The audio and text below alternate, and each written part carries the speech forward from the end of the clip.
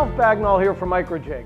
In this video, I'm going to show you how to make this quick and easy to use cove cutting fence for your table saw using nothing more than a stick of plywood and the Microjig ZEROPLAY guide bar stops. Now just a quick note before we begin. The miter stop is designed to work in a T-shaped miter slot. If your saw doesn't have the T-shaped miter slot, this is not the solution for you. But if it does, there's no faster and easier way to make this cove cutting fence. Before the ZEROPLAY miter stop, when I wanted to make a cove cut, I had to cut a long piece of plywood, set the angle I want, and then clamp it front and back to my table saw. I no longer have to do that. The miter stop comes with the carriage bolt washer and knob, the hardware that you need to do this. So there's nothing else to buy. You just need to supply a piece of plywood with a couple of slots milled in it. The miter stops allow me to set my fence behind the blade, in front of the blade, or at whatever angle I need to based on the cut I want to make.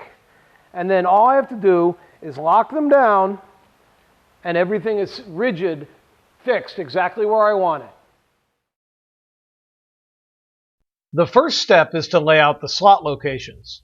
Mark them out along the center line of the plywood so that the grooves are long enough to span both miter slots whether you're at 90 degrees to the blade or almost parallel with it. For stopped slots like these, I prefer to drill a hole at the beginning and end of each slot using my drill press.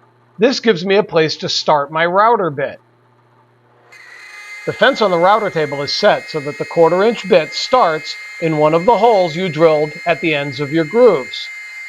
Then it's just a matter of milling your grooves in a couple of steps working from hole to hole. And your cove cutting fence is now complete.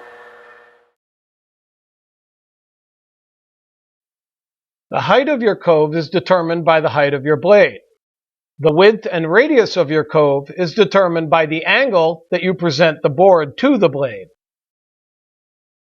With the setup complete, the stops are set into the miter slots, one on each side of the blade, and the fence set down on top with one of the carriage bolts through each of your grooves. Then set the fence against your part where it's going to be used, then tighten the knobs to lock it in place. The cove is cut in steps, starting with the blade about 1/8 of an inch high and taking light passes, raising the blade each time until the cove is fully cut. The fence may need to be set in front of the blade or behind it, depending on the size of the cove you're cutting and the width of your part. Both are safe and acceptable positions.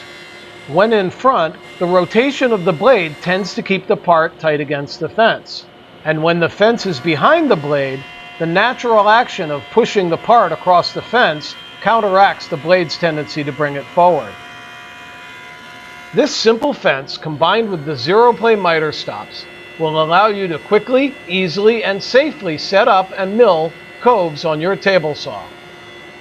Find out more about the ZEROPLAY guide bar system and all our great products by visiting our website at www.microjig.com. Microjig. Work safer. Work smarter.